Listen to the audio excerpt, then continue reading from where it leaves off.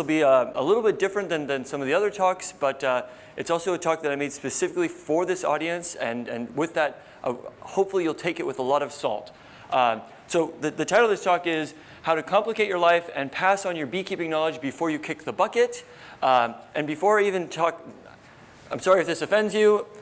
I'll probably do a lot of other things that'll offend you. But I just wanted to start with a couple pre-caveats, just some disclaimers. The first thing is that I'm a researcher first and foremost. So all the other talks that I've given have been research talks that are about the research that I've done and that other people have done.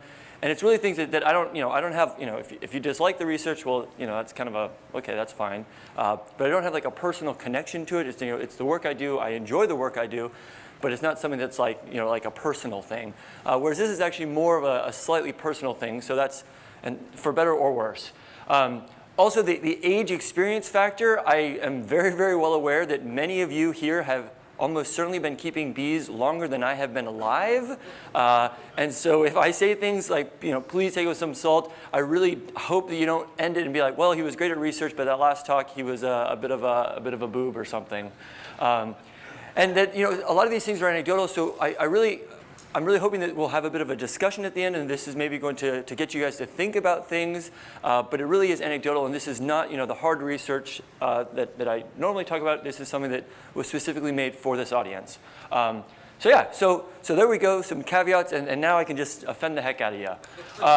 So I recently went to a medical doctor, and I guess like this will be the first audience that I'll ever tell you this. But it turns out that I actually have a very serious terminal illness, and the doctor has told me that unfortunately I probably only have 40 or 50 years left to live. And this is a horrible thing, that at some point in the next 40 or 50 years, and you can maybe do the math on the back of an envelope for how many years you've got left, and I know it maybe is a little morbid, but the idea is that one day most of us will be dead, and as a scientist, when I'm sitting there like, hey, that's gonna, what I actually think is that like, ooh, I really got to get that paper published, because if I don't publish that paper, it's never going to be out in the world, and no one's ever going to be able to learn from that research. And when I think of that as a researcher, you can also think of that as a beekeeper, because I was actually a beekeeper before I was a bee researcher, and every single beekeeper out there amasses a ton of useful information. And this is something, as you go, you learn more and more stuff that's about specific to your area, kind of unique tricks that you use, kind of these special abilities that you have with your bees, with your area, with what you've experienced. And these are things that it really is something that you should be passing on to someone. A lot of people traditionally would have learned beekeeping in a kind of an apprenticeship.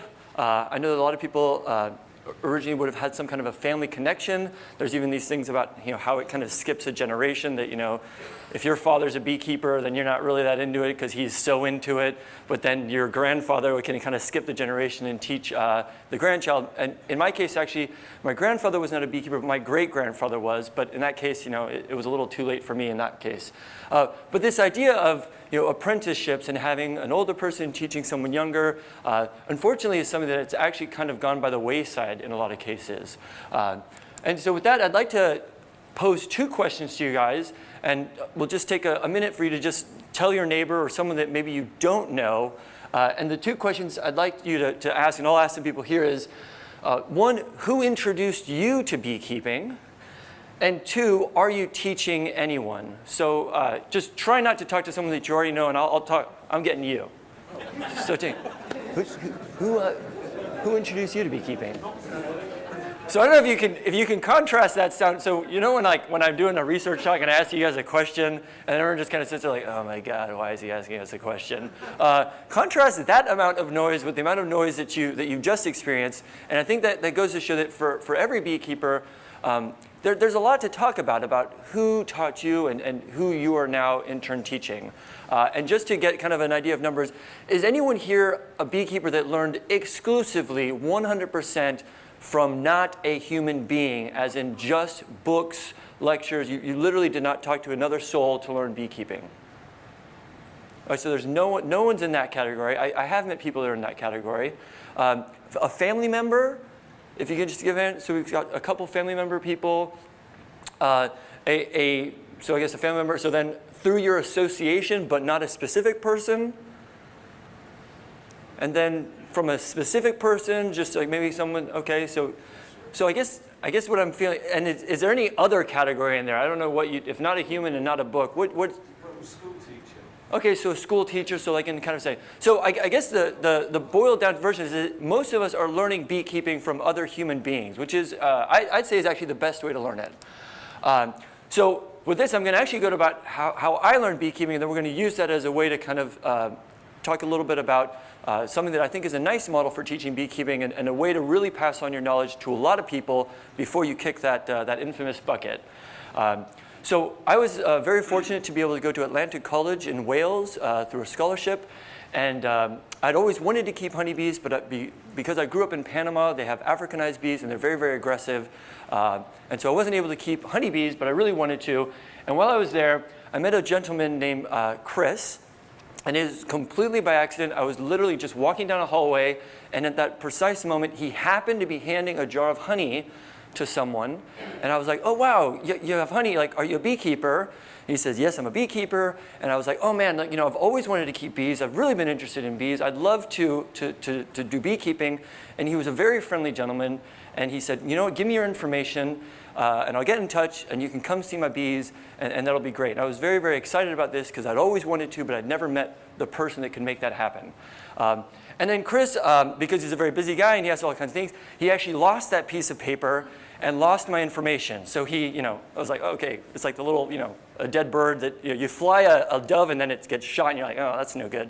But luckily, on the BBC, I had organized a world record attempt where we organized the most nationalities to be in a swimming pool at the same time. And it's because it's a very international school. We actually had 66 nationalities that were in the pool at the same time. And it was on the BBC, at the end of the show where they do like the little silly thing, which is usually where I would be. And Chris happened to be watching the television, and up shows me on the television. He's like, oh yeah, there's that guy that I was supposed to talk about beekeeping with. So then he had my name and he knew where I was. And so literally that's how I owe basically the BBC and Chris for getting me introduced into beekeeping. And so from there, Chris, he showed me his apiary, and I was immediately hooked, and it was something that I really wanted to do. But of course, I'm at a school with lots and lots of people, and you can't, how are you going to start beekeeping? He's hours away. It was kind of a tough spot.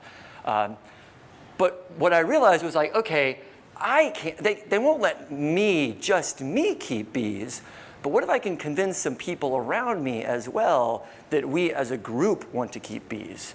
And so the idea was that it's not me that wants to keep bees, it's a group of us that wants to keep bees. So what we did, and this was a lot with Chris's help, was that we formed a beekeeping club. And so this is actually the first location that we kept the bees. It was right over these rose gardens, and I was able to steal some stuff from the local skip to actually like lay some padding down so that the weeds wouldn't grow through. And Chris and I, we went to meet with a beekeeper and snagged our first 2 colonies. And this is Michael's. Oof, man, I'm looking good there. These are the first 2 colonies I ever had at Atlantic College. But of course, because it's a 2-year program, and because you're there and then you're gone. Sure enough, I was soon gone, but was able to leave behind the infrastructure for that beekeeping club, even though I was no longer there. And Chris, actually, he is still involved with the beekeepers at Atlantic College, and that club is actually still ongoing, which is really nice. So at that point, I've now moved to Princeton for my undergraduate degree, and I don't know if you're aware, but health and safety is also alive and well in the USA. And you try to get bees on campus, and they're like, look, Michael, you can't do it, you're going to kill everyone on campus. But what they didn't realize is at these research universities, you can basically say anything is for research, and then they'll give you the green light. So I was very fortunate that I met with a chemistry professor there, and he was like, oh, I do chemistry of complex substances. And I said, well, have you ever done honey? He's like, I'd love to do honey. And I was like, the only way for us to get honey is for us to have bees on campus. And he's like, that does seem like a good idea. So again, in this scenario, so we were able to cheat to get these bees under the guise of research, but also, again, not just for me, because it's not me that wants to keep bees, it's this group of students that wants to keep bees. It's definitely not me. It's this group of people. And the reason I include this image here is you might be wondering, like, Michael, you know, it's fine to be in flip-flops and shorts and no gloves. You probably should wear a veil at least. It was literally that we were able to get the bees by the generosity of a New Jersey beekeeper, but we didn't actually have any equipment because we hadn't been recognized as a club by the university. So we kind of did things. We actually got the bees, and then they're like, well, you already have bees? And we're like, well, you know. So then they made us build a fence in the middle of nowhere, and then they gave us a ton of veils. But so that's kind of how those things go. So then, you know, of course, you know, you're in college, and again, you leave. And I went to do a year in the Netherlands, in Wageningen, and again, when you're there, you start a beekeeping club, and this is us. You might not be able to tell, but we're hiving a swarm. And then again at Cornell, you know, you're starting their grad school. So it's kind of like I guess you could say like an irresponsible father that's leaving children as he goes from location to location. That's probably the positive way, yeah, probably the negative way to think about it. So this is here at Cornell, and this is a group of us. And we're actually doing a cutout in that case, which I hadn't done before, but I figured why not do it with a group of people. So the key thing here is that these beekeeping clubs were a great way for me and a great excuse for me to keep bees at whatever location I was, you know, because I'm transient, I'm a student, I'm moving from here to there, but these clubs were a great way for me to actually do this. And I'm getting really good at navigating university red tape. You know, because when I'm first starting out, they're saying, you know, what if a swarm comes in and kills all the children? And because, you know, I'm a first-time beekeeper, I'm like, you know, that's a good point. I don't know. Maybe they will do that. But what I'm really learning is that it's way easier to get approval for a group than an individual. Because if you're an individual, they're like, okay, look, this is just you. You're being you can't do it for you. But if you've got a group of you, it's a much easier. There's a lot more force behind you. You got the wind in your sails. But I'm also thinking to myself, you know, I'm definitely sticking with this, but is anyone else in these clubs actually sticking with bees? Is this something that, like, I'm basically just using these people around me to kind of like shelter myself? And it's also getting a bit repetitive that every single place I go, I have to do the same conversations with the same administration or different administrations about the same things over and over again. And so by this point, you could say that, okay, you know, I've been keeping bees for like 8-9 years. You could say, okay, Michael, you're now actually a beekeeper and a bee researcher. And the reason that's important is now I'm a bit on the other side of it. And what I mean by I'm on the other side of it is now I'm someone that knows a bit about beekeeping, and people now are coming to me saying like this group, like, I want to keep bees. And you have these very excited people that are like, you keep bees. Like basically I'm in a weird way, I'm now in the Chris scenario where I'm the person giving someone a jar of honey, and you got someone saying, hey, you're keeping bees, I'd like to keep bees too. But the problem is, and it's kind of like this group of English football fans, is that you have a lot of people with a lot of enthusiasm, but they don't really have a lot of substance behind them. And that is not a joke or a jab at your World Cup performance. But I don't know, is this something that you guys experience, that you have people that are super, super excited, but then things just kind of fizzle out? Yeah, so, and it's a bit of a shame because, you know, you spend so much time, and then it's like, oh gosh, like that was a bit of a waste. And just as an aside, this was Panama's first year in the World Cup, and we played against England, and we scored a goal against you guys. So we were very excited about that. Anyways, what?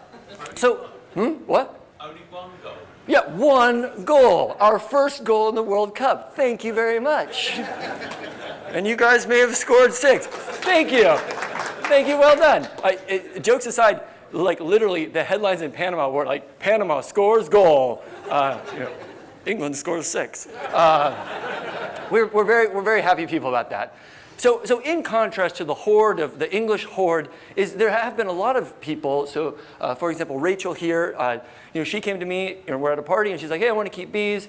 You know, it's really impossible to tell, you know, the kind of the cream from the crud kind of thing. It's hard to know who's really going to stick with it and who's not. This is another person, Sarah Bluer. She was at Princeton. Basically, as I was leaving, she was coming, and she took over the Princeton Bee Club. But again, you know, I'm leaving, and it's basically, okay, well, you know, we'll see what you do. I'd like you to take a thought, okay, here we go. How many people can you really teach beekeeping in your life? maybe are you doing are you taking an apprentice or someone once every 5 years maybe? Let's say, okay, you're going to learn beekeeping for 10, 15 years before you start doing that. So maybe, 30 years that you can do that. Maybe, are we looking 6, 10, 20 people? How many people are really going to stick with it? And then also, is that really what you want to do with all your time? And I don't mean this in a bad way, but I included this photo because this is me in one of my research yards, and I'm here and I'm by myself. And a lot of what I like about beekeeping is the solitude of it. I like kind of just being there alone with my bees, and I don't constantly want to have to coordinate with someone about what time are you going to be there. I have to wait for them. You have to show them how to light a smoke. There's a lot of work and there's a lot of energy that goes into that. And some of what I like about beekeeping is doing it on my own. So what kind of number are you really transferring these knowledge to? So with this, we kind of have a key problem. We have the beekeepers who have the knowledge. We have people these beekeepers want to pass on this knowledge, but we have limited time, energy, interest, and we can't really distinguish people with the true grit versus people that are just kind of like transient and just like, oh, I think that'd be kind of nice, but I'm not really, maybe I'll stick with it, maybe I won't. And so to put this in a visual, we need to somehow distinguish between the English soccer horde of interested people and the people who are really going to stick with it long term. And what I would actually argue with the model of the beekeeping clubs is you don't actually need to try to, you don't have to be like the decider that's like you are worthy and you are not. What you can actually do is you can actually just teach a small horde, and out of the horde, you'll get those people who really are going to have the grit and are going to stick with it. So if you kind of say, okay, well, I'm going to try to teach this horde, it turns out this is the person who's really got the grit to stick with it, and as opposed to something else. So it's like you don't actually have to make those decisions. And it seems, at least in my case, these bee clubs worked pretty well. But I'm not really in that student range anymore. I'm definitely more like, well, actually, I guess the next one is that you guys might not see me as old, but students at universities definitely see me as old. And the reason they see me as old is it's like, I'm like, okay, cool, like you want to start a bee club, let's keep the bees here. And they're like, Michael, no one goes there. That's the worst place in the world to keep bees. You can't, no one's going to walk there. The students aren't there. I don't know when they have their student fairs. I don't know what their student club requirements are. I don't know any of those things. So what it really is that, at least for me, I'm now kind of flipped to the other side of it, where I'm actually the person that can help them, but I need them to actually make the club. Now the benefits of this is that it's a lot less work in that you don't have to actually set up the club, but you can kind of have your cake and eat it too, in that you can insert your expertise and your experience and your valuable information kind of periodically, and then to kind of let it percolate through those groups. So by doing this, you'll find that some students get more involved than others, and that's kind of the way that you can kind of let those students kind of self-segregate into the ones that are really, really keen on beekeeping, and then you can kind of pluck those for maybe additional teaching, training, helping, heavy lifting, really whatever you're looking for. So how do you actually start a club? It may be easier or harder than you think, depending on your perspective. There's some things that students have to do, and there's some things that beekeepers have to do. And we can start this with the student end, and that is they literally just have to make a club to gather some people together. So this is actually a poster that we used at Cornell. So when we first started trying to get a beekeeping club going, we just printed a ton of these and we just put them on campus. And very quickly, we had a mailing list of 20, 25, 30 people who were all like, hey, cool, I want to keep bees. Put me on the mailing list. I'd love to know more. 30 people, is the club really going to be 30 people? Probably not. But if 5, 6, 7, 8 of those people actually stick with it, then you've got actually a pretty sizable group. A nice thing, at least in the US, is that when you are an official club, you have official funding, and you'd be surprised at how quickly universities will fund these clubs. Especially when you have very easy, tangible things to say, we need to buy veils so that we have veils for the beekeepers. They're very good and quick about funding these things, but if you're not an official club, you're never going to get that money. And that takes the students to actually make that club. It's also the students that need to find the location that best suits them. You can find an amazing location, but if it's not where they're going to go, then you're never going to get them to go there. And that maybe sounds obvious, but it's important. The university red tape, Depends on the place, depends on a lot of things, but it will be up to the students to navigate that, but we'll get to this on the beekeeper side. You will be an invaluable resource for them in kind of navigating that red tape. A lot of times, universities are used to students doing things and them kind of like petering out, and to know that there's some kind of a beekeeper there that says, look, if you don't want the bees there, you give me 24 hours notice and they'll be out of there. That really can calm a lot of people's nerves. And then those students actually have to start beekeeping. I mean, if they want to be beekeepers, they got to actually start beekeeping. So that's something they're going to have to do. So this is some maps from above of 3 different bee clubs at Princeton and Cornell and Atlantic College. And the reason I show these from above is that the students have really good information about where their campus is, how far students are willing to travel. So if this is Princeton University, there's actually like a nice little river down here, and the Princeton Bee team is actually officially on Google Maps, and it's right there, and they have like their nice little spot. But as an outsider, you wouldn't know, like, okay, where's a nice place? These are right next to the sports field, so there's a lot of traffic between the two. At Cornell, we were really lucky to be able to partner up with the student farm. So you've got like a natural infrastructure, you have a natural location where there's already students gathered up interested in gardening and farming. Beekeeping is an obvious extension to that, and they could give you a little plot of land real close to there. Atlantic College has since moved the bees from where I originally got them. They have them down in the valley, but it's a location that's within a 5 to 10 minute walks for the students, and it's a really convenient location for them. So now that we are the beekeepers, so how can we as the beekeepers help start clubs at these universities? I'd argue that you really only need to find one interested student. And they just have to be interested enough to kind of send out the feelers throughout that university, that college, that high school, whatever, to kind of amass that group. Once they've got the group going, then you've got this kind of infrastructure that actually kind of you're the beekeeper that's helping them out. The reference for safety concerns, you would be surprised the things that, when I say like, what if the swarm kills everyone? Like, there are university administrators who quite literally think that will happen. And it really does take a beekeeper to say look, here's an image of me with my bees and my child, and we're fine. To have that kind of information, it's very difficult for a student beekeeper who's never really kept bees to kind of calm these concerns that are completely unfounded. But for a university, they're trying to do the right thing. You're definitely going to be able to provide expertise for those early purchases. Especially when you have these students that are kind of coming together, they're going to need information about, do we do this type of equipment or this type of equipment? How are we going to get our first bees? That's where you're really going to be critical, is for that first year to really get them off the ground. And so, for example, in this case, the reason I included this image is, Chris and I, he was able to find a beekeeper selling colonies. I was able to arrange for the funding to actually buy those colonies, but I'm a student. I don't have a car. I can't take these bees on the train or something. But he was able to provide the transportation to actually get those bees in the location. So it's really kind of a nice mesh of skills and needs. You should not be financing these bee clubs, but if they can do their end and you can help, then it's really a nice matching up of skills. I'd argue that your first colony is going to be your hardest colony. So at Cornell, because I'd already kind of amassed a bit of experience at that point, I was like, okay, guys, let's find our, we don't have to pay for the bees. Let's try to get the bees in a kind of like, do our best with this. In this case, someone had gotten in touch that they needed a cutout done. I'd never done a cutout. We had a group of students. It's like, okay, why don't we'll do someone a favor. We'll do a cutout for them. They'll get the bees. We'll be happy. They'll get rid of the bees. So we actually did a cutout for our first colony, which is not the nicest way to get your first colony.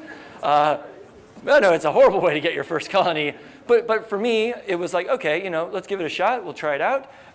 And it really worked out. The other way, we actually started the club just on swarm catching.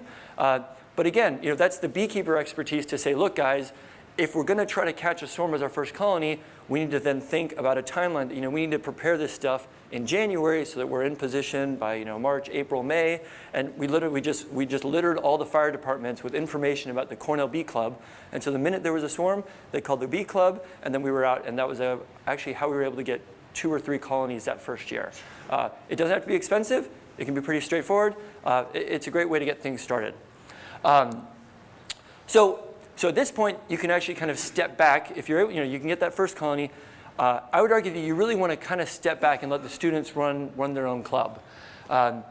Things like mead, I've never really made mead. It's not something that I'm super interested in, but the Cornell students, they love making mead. So you know what, let them do it. Let them have fun. I can come and I can actually learn from them. Honey harvest, candle making, they really will do whatever they want to do, and it's not your position to really tell them otherwise, because it's their club. They should do what they want. The reason I show these images is that this is a frame building workshop that we organized, and so we had a big group of students to come in and make a lot of frames and learn how to make frames. So for me as the beekeeper, this is a great way to teach frame building to a lot of people, and that I don't have to come back every single year to be like, this is how you make a frame, this is how you make a frame, this is how you make a frame. Because you've taught a lot of people, and then that information is going to kind of go through the group. You might have to come back in another 4 years and do another one, but you're not teaching the same skills over and over again. Another reason I show this image is the people here. So in this image, this person here was originally doing a PhD in ticks and then sexually transmitted disease in mice. He has since switched to varroa mice and is now a beekeeper. The rest of them, I don't know what they're doing. This person here was originally doing research in social wasps. He now does research in social wasps and honeybees. He's also now a beekeeper in the southern US. This person over here, she just completed her master's in alkali bees, so she's also connected to bees. And these people, I have no idea what they're doing. I don't know what they're doing. But just from these images, you could say, okay, maybe there's, I don't know, 15, 20 people there, but 3, 4 of them have actually, gone on to actually kind of stick with bees. And this guy smiling with the mustache, I don't know what he's doing. He might be doing something with bees, but the idea is you kind of teach the horde, and then a couple of them will kind of come out ahead. So because I was kind of getting repetitive and like, okay, I have to, all this red tape that I'm going through and these kind of the same things I'm doing over and again, I started a very, very simple website. I definitely want to be very clear. I am not a web developer. I have like the worst website in the world, but it is just a blueprint for students. It's called College Beekeeper. It's really just lays out the things of, okay, if you're going to be a student and you want to do this, here are the things you have to do. Some of them you have to do them in tandem. Some of the things depend on your location. But it's like kind of a setup of these are things you can do to start a beekeeping club at your school. You can just Google College Beekeeper. You'll see this website. It is so out of date, but a lot of the information doesn't change at all. I'm also able, with this website, to provide expertise from afar. I probably check the email once every 6 months, but I know it's like I'm like the worst. I should really be taking my own advice. But from this email, I've been able to provide advice or expertise in some way, shape, or form to all of these universities. And in a lot of cases, it's literally students saying, "Hey, do you think we can do it?" And the answer is yes. Or, hey, we have this administrator that thinks we're insane, and you just have to say, well, okay, they think you're insane, that's fine, but look at all these other schools that are doing it. It's really, it's not brain surgery, the swarm's not gonna take over the school, you're gonna be fine. And it's kind of like a network that really makes things easier for students to say, hey, they're doing it at Princeton, why can't we do it here? They're doing it down the road, why can't we do it here? So of course, there are problems. I'm not gonna lie that there aren't some significant problems with this. There are things that make things difficult.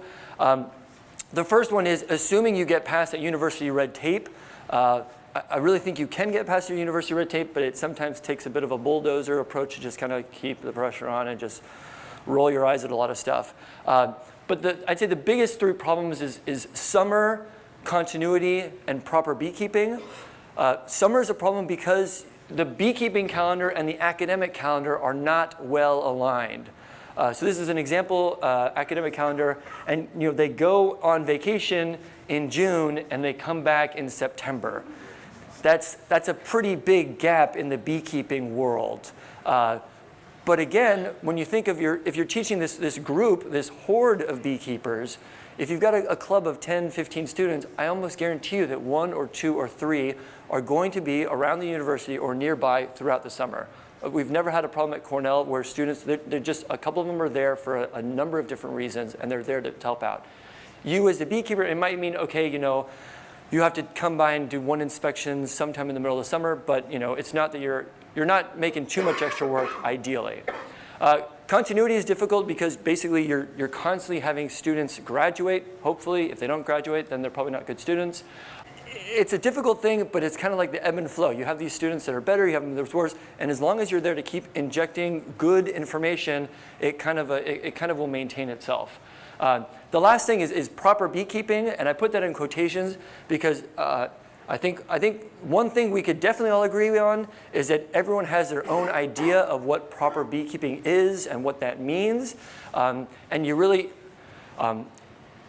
If you're like a very, very controlling person, this might not be the thing for you. And I always say that like a small dose of like not my baby might be a good thing. If they're colony swarms and you're someone that's like you can never have your colony swarm, not your baby, let them do their thing. But again, you might be able to give them an expertise like, well, why do you say that? What's important? What's not important? One thing to mention is it does not have to be at a university. It can be at a high school, it can be at a college, it can be at a gardening club, it can be really any kind of, I'd say aggregation of human is useful because you want to have some kind of grouping of people. And yes, so at the beginning I said this will complicate your life. This is way, way more work than doing nothing. So it's much more work than doing nothing. And it's also much more work than just having a single apprentice that you're coordinating with. But if you were taught beekeeping by someone, I would argue that you maybe have a I wouldn't say responsibility, but it might be nice for you to actually consider passing that on to someone else. And God forbid, you might actually even enjoy it. So this is actually Chris last year. I was able to organize for him to come actually from Wales to the US. He actually came to visit here at Cornell. Over here is the two of us. We're at the Cornell Library. We're actually checking out Lorenzo Langstroth's original journal together, which was really nice that he was able to come over and do that. And here, this is one of these, we were running an experiment and he was able to come and actually be like a research assistant, which was a kind of nice, a bit of a circle around that he could come around and do that. I, of course, was like, no, Chris, you're the expert. Like, we can't, I'd never step on your toes because he's a really nice guy. The last thing I'd say is that this is really an encouragement, not a mandate. I'm clearly, in a lot of ways, I don't even know why I'm up here, and that some of you should probably be up here. The kind of the last message I'd kind of put out here is that these things really have a life of their own. I really think it's a way for you to kind of start a seed crystal and then kind of see where it goes. And the kind of example that I'll throw behind there is, so this is Chris, who taught me beekeeping. And then I was able to get Sarah Bluer roped into it. She just recently completed her master's in social and psych behavior at Cornell. I left Princeton as she started. As she left, Ben Koger joined the club. And Ben Koger is actually my office mate now in Germany. I actually arrived and I turned over and he's like, oh, you were at Princeton too? He's like, yeah, I was in the bee club. I was like, wait a second.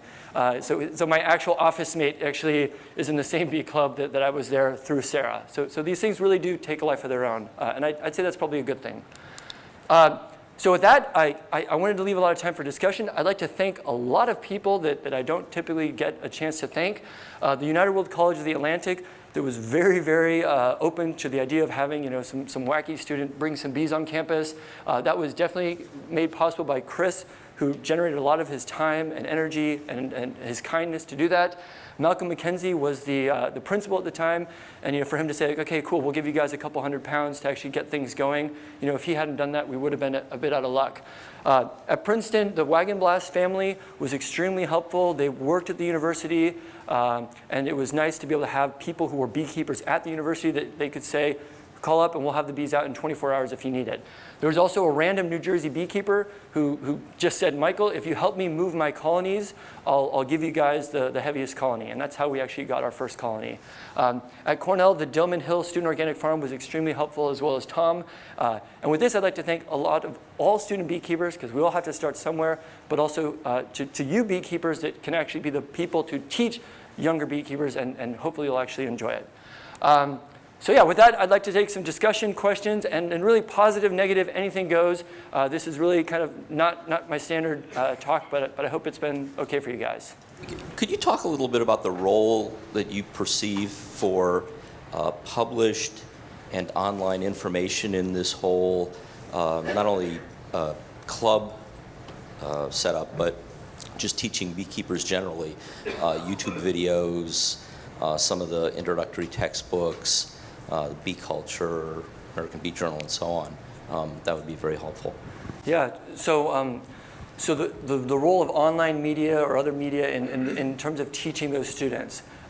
There is a lot of published material out there that students can use to learn beekeeping. I would still argue that you really, you read in a book like, okay, lift up a frame very carefully and slowly. But if you don't see someone do it, it's like how slowly is slow? Do I have to be here for an hour or is it 10 minutes? So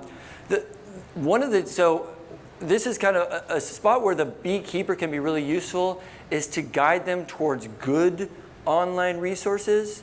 I'm sure I'm not the only one that has seen YouTube videos of beekeeping things that are just beyond bad. I mean, the example that I love to use is, I saw a video and it was someone demonstrating a sugar roll for varroa treatment, and it was quite frankly, it was these people they'd lift a frame, they had like a little sugar duster thing, and they'd kind of dust it on the bees a little bit, and then they'd put it back in, and then they looked at the camera and said, and that's how we treat for varroa mites. We just dust some sugar on the outside and then everything's fine. And it had 20,000 views. And it's like, oh my gosh, you can't go to each person's house and be like, hey, that video that you watched a while ago is a bad video. So as a beekeeper with good expertise, it's a nice place for you to say, look, this is a good website, this is a good series of videos, this is a good book to read, and then kind of let them take off with it. I've actually taught classes to beekeepers over Skype, which was a little weird but doable. I typically would just recommend a book or two and just kind of let them do their thing. Yeah. I think our local associations, and our association especially, could get a lot from this in the simple fact that we worry so much about the churn of when we do our courses during the winter for beginners, and then, well, we're starting this year, we're going to have 50 people. We've only got facilities to teach maybe 20, 25 during the summer. But what we're finding is that we get a lot of churn. There's a lot of people that sort of waft away. And seeing that, you're saying that there's a couple rise to the surface, and I think so much they have in our association, people rise to the surface. But we worry too much about it. We worry too much that there's a lot of people there taking a resource from us. And I think that really a local association should be taking that information and saying, well, don't worry about the churn, it's going to happen. Get out there and get more people involved. Yeah, I think that's a great point. You also, because I'm often in education, it's like, you teach someone to be a biologist, but then they become a banker, and it's like, is that a waste? It's not necessarily a waste because, now you got a banker with some good biology. Like, that's an important thing. I mean, maybe they're not using their biology. The other thing that I might also add in there is that it's really nice to get young people involved, and I know that it's often a disconnect between an association and these universities and colleges just because timelines don't line up or locations don't line up. So we've actually had a lot of nice connections between the Finger Lakes Beekeepers Association and the Students Beekeepers, where they can kind of like do a little cross feedback. So you get like maybe the best students go to that local association's school, so you get the best ones there, and they can kind of come back and then disseminate that knowledge within their club. But yeah, I think that's a good point. Yeah. This is completely random. It's nothing to do with this, but I'm just interested. You're at Cornell. Tom Seal is there. He's advocating that we don't treat for varroa. It was the sugar rolling that sparked me off. What are your feelings on treating or not treating for varroa? Oof. Yeah, I know it's just yes or just as quickly as possible. Treating or not treating for varroa, I think really depends a lot on what your general beekeeping mentality is and where your situation is and where you are. We know, or at least we have pretty good evidence that bees in trees in the forest do perfectly fine without a beekeeper treating for anything. However, if you're a beekeeper and you keep your colonies a kilometer away in a single super and they swarm every year, then you must have a lot of land to keep bees in their complete natural system. The simple act of aggregating colonies changes the ecology of these colonies, and with that we need some information about what we can and cannot do. you can't necessarily completely step away from Varroa if you've already changed the game by putting all your colonies together, but we can definitely learn a lot from natural colonies. I personally, if a colony swarms, I don't get bent out of shape. Yeah. Also, that's really an area of active research, so we'll probably be learning a lot more about that in the future. I notice in this room that most of the people are males. I also notice in your pictures, when you're having young people, most of them are females, by a much greater extent than there are males in this room. I noticed that also in my local bee association. Novices, when they come in, 75% female, 25% male. I think this is going to be the future. Have you got a comment on that? And if it is the future, do you think it's going to change the dynamic of our beekeeping community? Yeah, so the question about the male-female ratio, I 100% agree. There's many more young women who are joining these bee clubs and starting beekeeping, and they're excellent beekeepers. I mean, a lot of the people that we've worked in the lab, female beekeepers, it's been great. One of the things that I think is something that we've had to change is, for example, in the lab, we switched from 10-frame equipment to 8-frame equipment. It makes a huge difference, and I mean, at a certain point, there's just a physical limitation to lifting a 10-frame box. When I eventually start my lab, I'm 100% going to have 8-frame equipment. Why? Because it's easier to lift, and you can't expect someone to lift a 10-frame equipment, above their head. Maybe not above their head, that's a little extreme. But yeah, I think there's definitely going to be a change in that dynamic. Where that's going to go, I don't know, but I think it's a good thing. Yeah, more diversity, I think it's a good thing. Do you think these days there's too much information? You're flooded, as a new beekeeper, you're flooded with information. I helped train new beekeepers, and we used to do weekly sessions of what we would do with our bees, and they should be doing the same, and we gave them that practical help, got them to move frames and do the simple things. I think for up to about 3 years, they were still learning, but after that they should be competent. I think I came from a thing where there was too much information many, many years ago, and I never realised there were such things as gentle bees, because mine were terrible. Yeah. So, and I can admit that I've made all the mistakes in my life until I joined an association and they put me right on these things. So I think so the point about too much information is definitely a real one. It's you need enough expertise to know what's a good source and what's a bad source. Like every beekeeper is going to start somewhere. I feel like I don't know if this is I feel like I was the best beekeeper like in my first and second year when I thought I knew stuff and I didn't actually. I was very smart back then. I feel like the longer I keep bees, the dumber I feel. And I feel like maybe that's a good thing, maybe that's a bad thing. But as a beekeeper helping the students, it's really nice for you to be able to say, maybe put some blinders on and just say, look, read this book and look at this website, at least to start with. And after that, if you want to go and do other things, if students wanted to keep top bar hives and you've never done it, let them do it. Why not? Give them a shot. Yeah. Maybe we'll take one last question, and I think we have some time to actually. Okay, so one and then two, because he's Dutch, and you can't say no to a Dutch person. Social media has been a benefit because went to a show, South of England show, learnt about beekeeping, got into beekeeping that way. So mine was totally different altogether. But the people that I went with in the training, the 10-week course over the winter, we set up a WhatsApp group. Now we're into second year beekeepers. So we keep in touch with each other. We use each other and we pass on information. So maybe it's using social media in a positive way and encouraging people to set up like little groups if you've got that facility in your phone especially. Because we share all the time. If we've got a problem instantly, if we're at hives, I'll message, by the way, got a problem here, Andy, got any advice? And usually somebody will answer me. So it's almost like instant, and we're all keeping. We've done our basics together. We've had great help with Reigate beekeepers. They're fabulous, and we learn all the time. And I think it's using social media in a positive way for me that has been beneficial. Yeah, I think don't really have, like, that's a great point. For me personally, I'm not on Facebook. I'm not on a lot of these media sites. So it's up to the students to do that. And I know that a lot of them have Facebook pages, and that works for them. Yeah. Can I tell you briefly how my own beekeeping association teaches people to beekeep? And my wife is actually the training officer, and I'm her diligent assistant, right?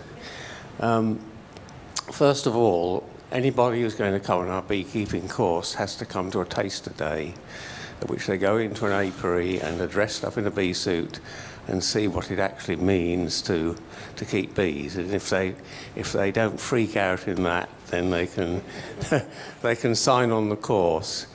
And we start the course. That's done in the autumn. The following spring, we have a series of 4 lectures in which we teach very little beekeeping. We just teach basic bee biology, explaining how a colony works, and just a very little bit on beekeeping. They then go out into the apiary, and after initial demonstration, they each handle the bees. We have an apiary with 12 hives in, and they all get a hive that they can handle on that session.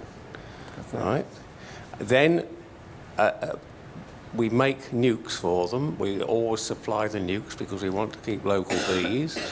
They get those at the end of June, beginning of July, and their only job then is to build those nukes up and get them through their first winter.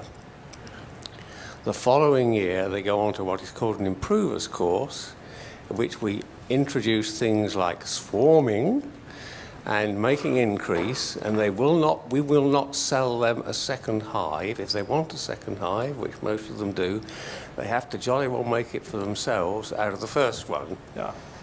And each of these beekeepers has a mentor appointed to them, somebody they can call on, somebody who is fairly near to them, who can come out and assist them with their initial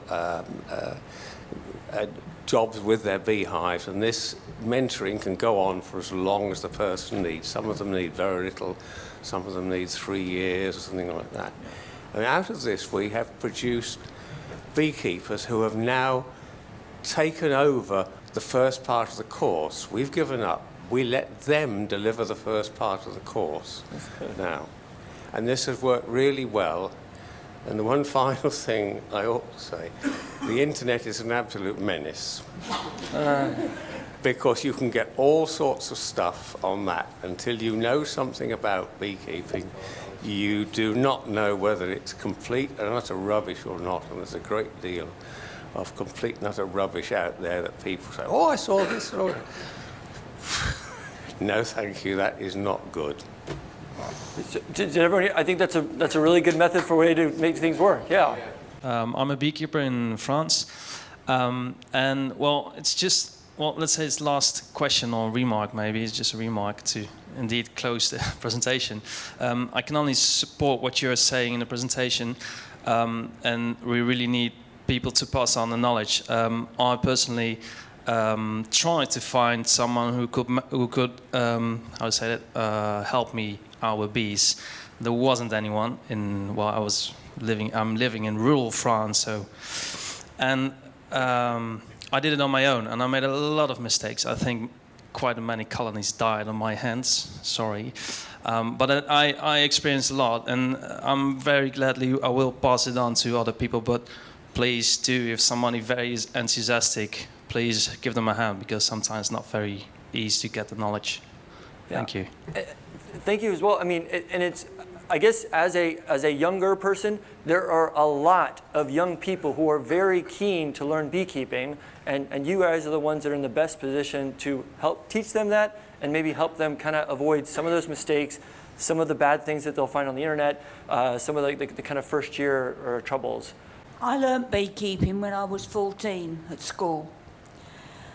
They gave me a swarm. My dad bought me some second-hand hives, and the man down the road did most of it, I must admit.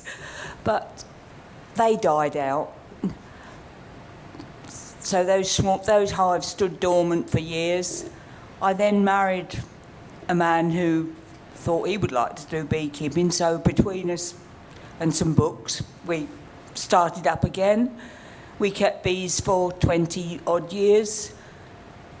Then things got too much for us, with children needing other hobbies and things. And the bees got very vicious and upset the neighbours. And so we came out of beekeeping. And then